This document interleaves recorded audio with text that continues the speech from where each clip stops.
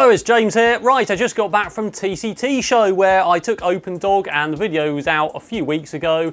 And basically I did a demo of openDog, did some interviews. Check out the interview with the guy who's built the life-size Johnny 5 with only 3D printing. It's a pretty good video. It's got some other 3D printers and stuff like that in it. But pretty much I was there 3 days, I had the dog and I did a demo pretty much every day. And one of those is on video, and you'll notice it does all of the moves. So it's got the 3 axis of translation and the 3 axis of rotation.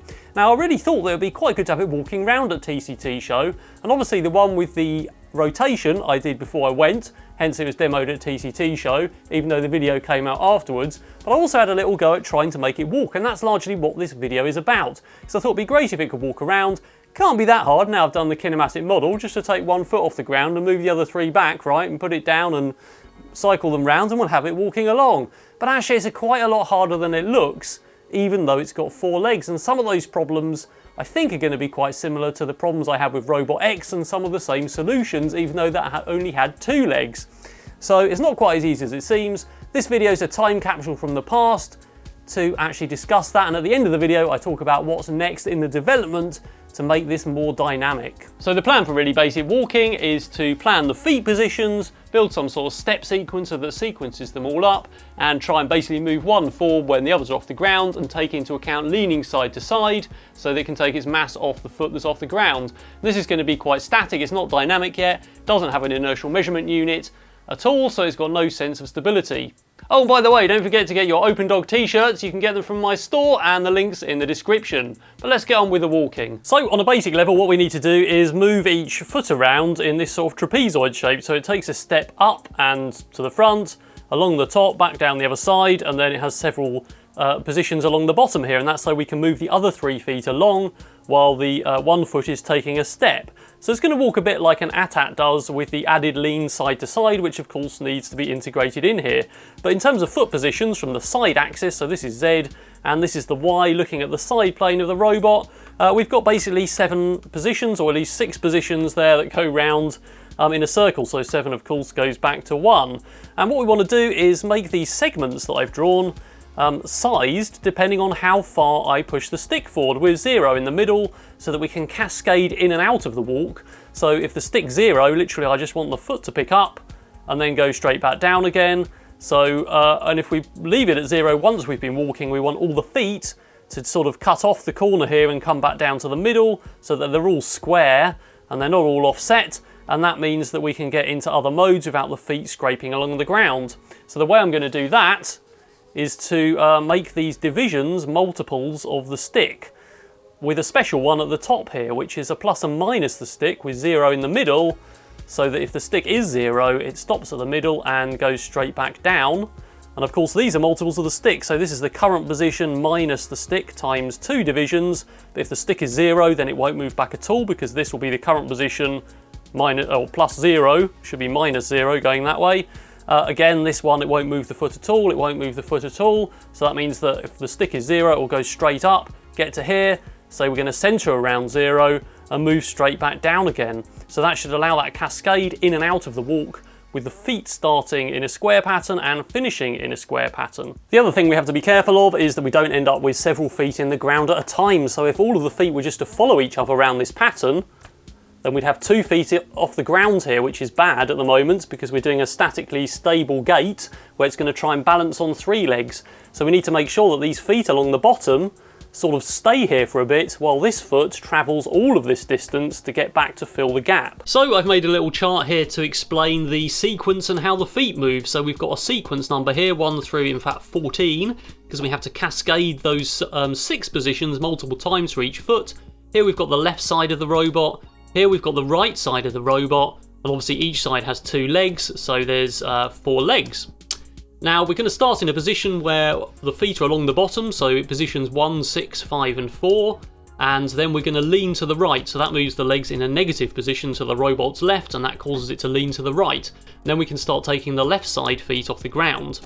So first of all, we're going to take that foot off the ground, and while it's in the ground, moving from positions 2 to 3, the other feet are going to move back 1 position towards the back of the robot. So 6 to 1, 5 to 6, 4 to 5.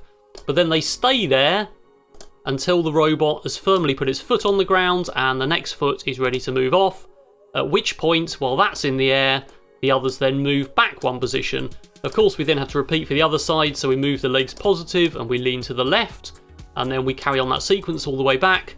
And when we get back to 14, we then cascade back to position 1 again. So I've now written mode 2 on my remote, and this is a very simple 14-step step sequencer. So this sits after I've read the data from my sticks, which are obviously the control sticks on the remote, and those have been scaled and things. It sits in between there, and it sits in between the manual mode. So if it's mode 1, then basically these are the function basically running, that leg function we did in the last 2 parts, sticking those values straight into my kinematic engine.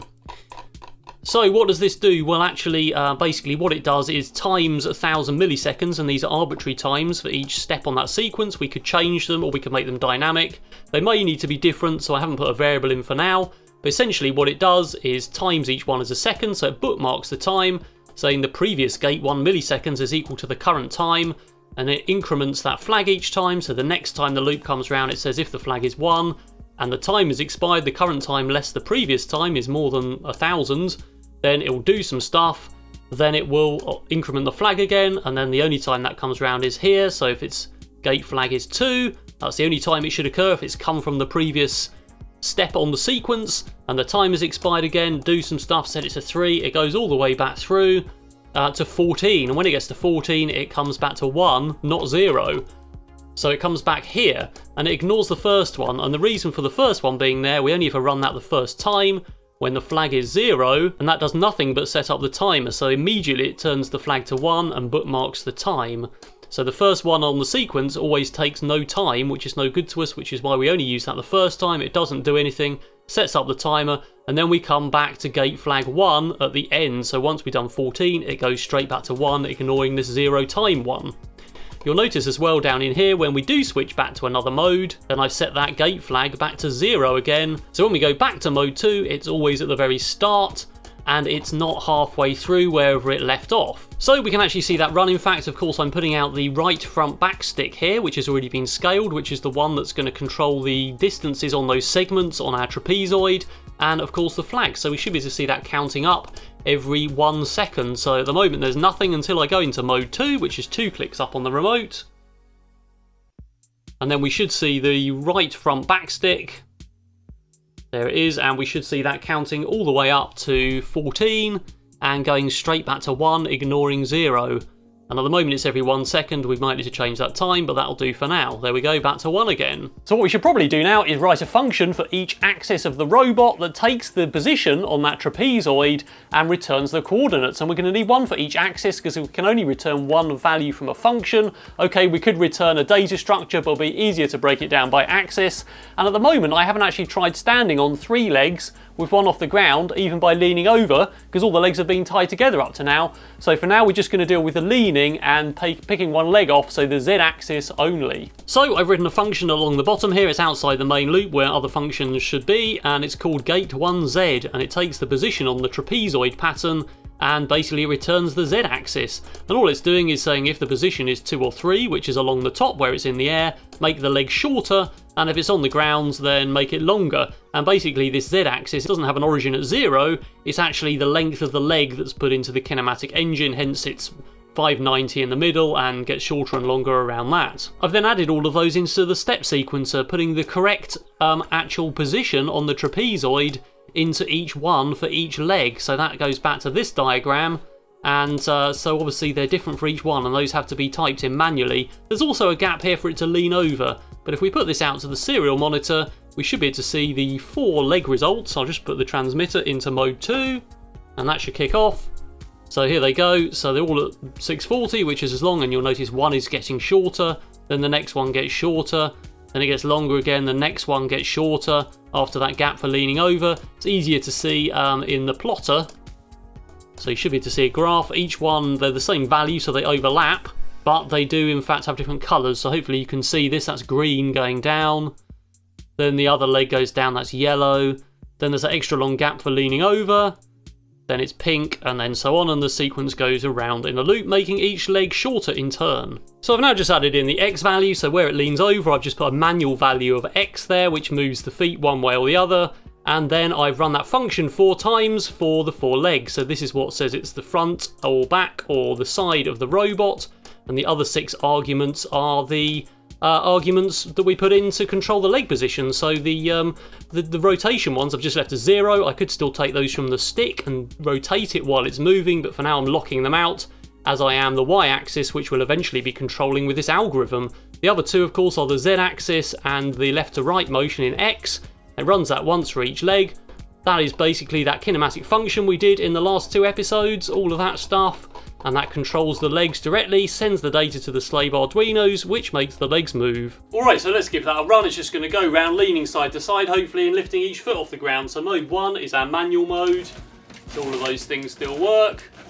And mode 2 should tilt it this way, and then it should lift that foot off the ground.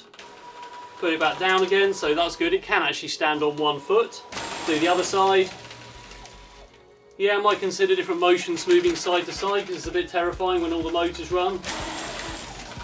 But it's pretty pokey and it's still not running full speed either, so yeah, it seems to work alright, going around in a loop. And then I'm going to put it back into mode 1 when it's got all its feet on the ground, so we'll just wait for that. And that should put it back to the middle, and then I'm back to full manual controls again.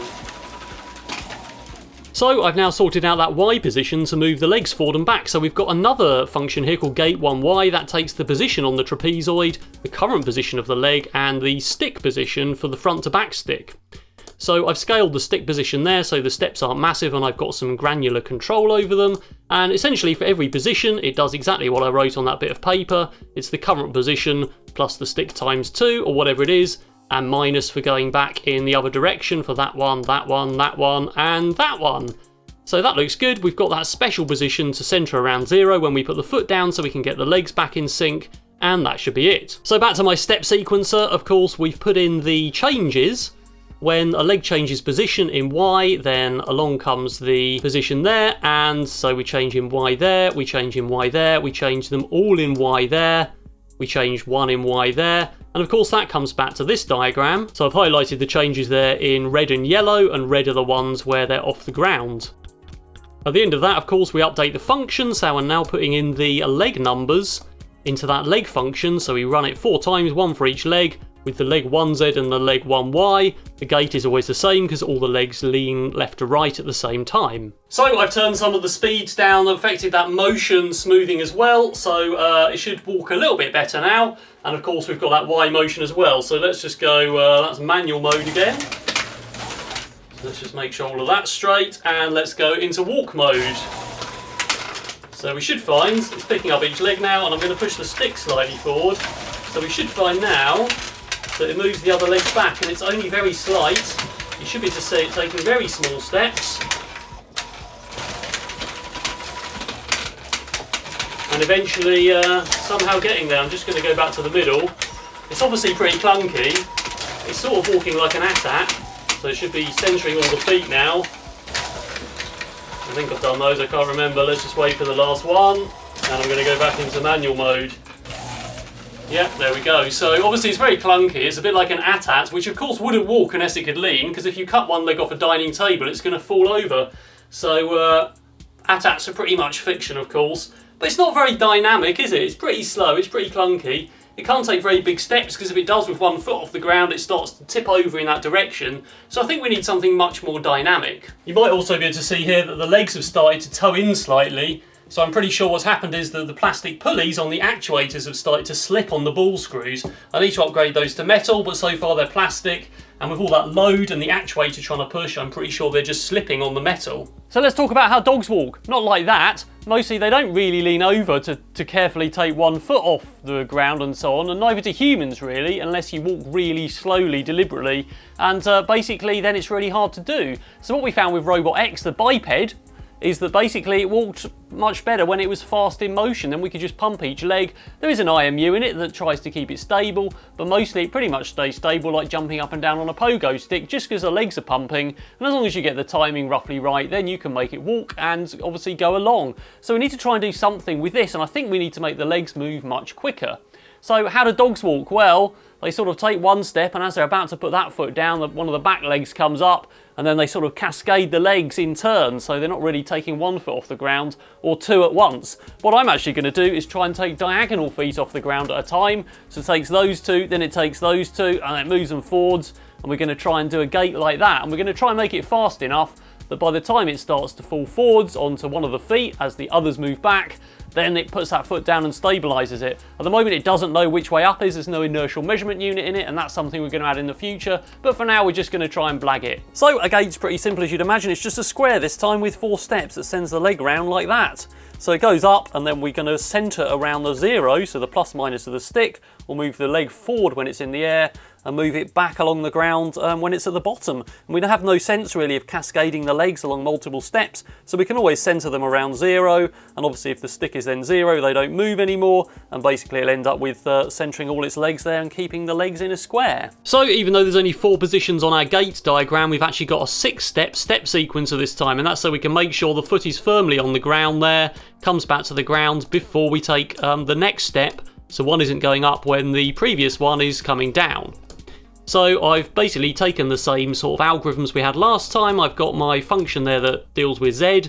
We're just going to deal with Z's to start with. So basically if it's in position 2 or 3 at the top, makes the leg shorter, otherwise it makes it longer. I've just stripped the Y-axis function for now.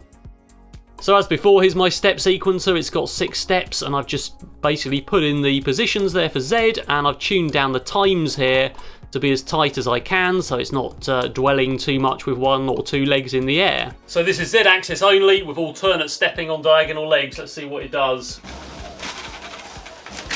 So it tends to fall over, sometimes towards the back and sometimes towards the front. So it's not particularly stable, and it's got no sense of stability.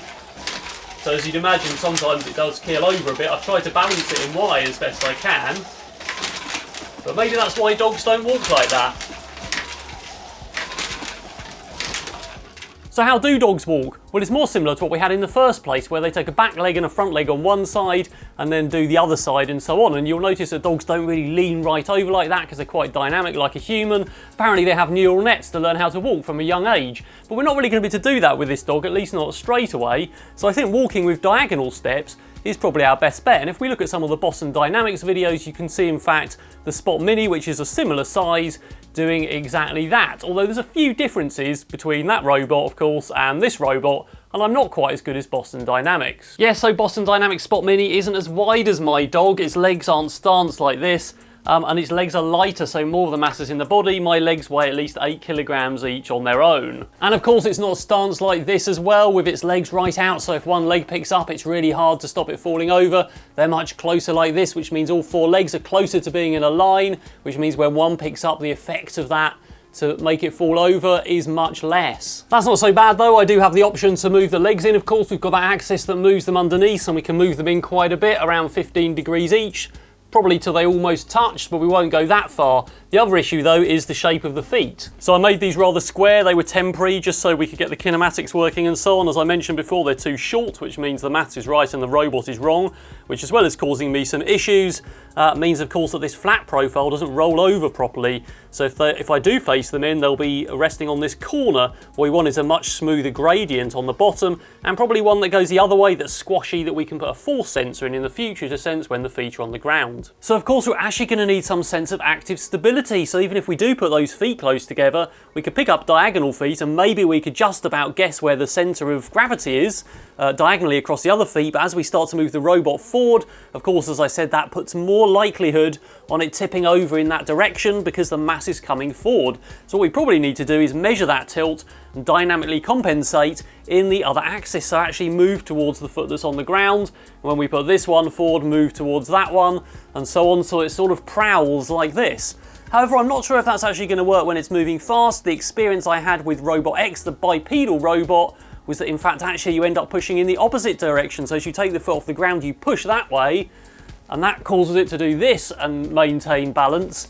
If you do that dynamically and do the calculations fast enough with an inertial measurement unit, So actually it's pushing towards the leg that's off the ground, and that's really the same as how humans walk in the end. The other issue we need to resolve is that at the moment all the motors and ball screws of course are running at fixed speeds, and at the moment I'm running the bottom of the leg slightly slower than the top of the leg, because for a typical move the top of the leg has to actually go further, so it needs to go faster to get there at the same time. But that's not always fixed, of course. That's related to the trigonometric function we did in the inverse kinematic model. So what we really need to do is dynamically at least adjust the motor speeds to be proportional based on how far they have to go. So when you move the foot, they all get there at the same time, all of those joints, and remember there's 3 in each leg. So for each motion, we really don't want one to be lagging behind the others, or we get this sort of motion where the lower leg takes slightly longer to get there, which you can see in some of the videos.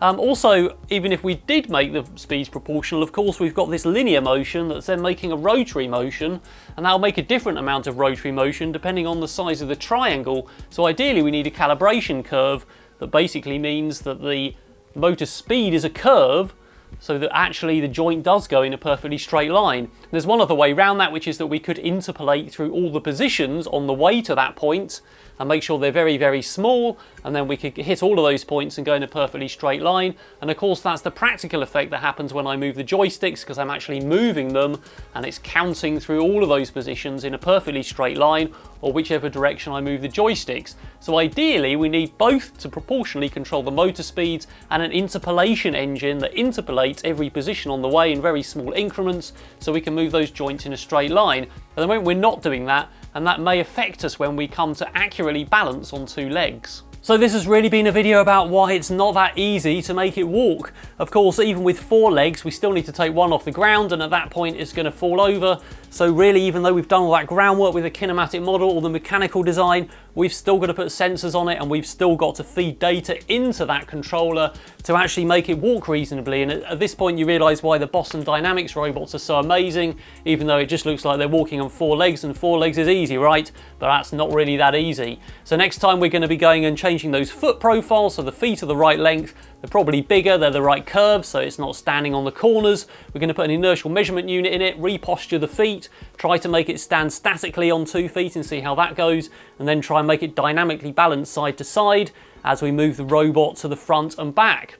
So don't forget to subscribe for more updates on this and all the other projects. Don't forget my merch store to get your openDog t-shirts, stickers, mugs and all of those things. And also don't forget that all these projects are funded through Patreon. So have a look at patreon.com/XRobots and you can get access to some exclusive rewards, including a live stream with me and all my videos early.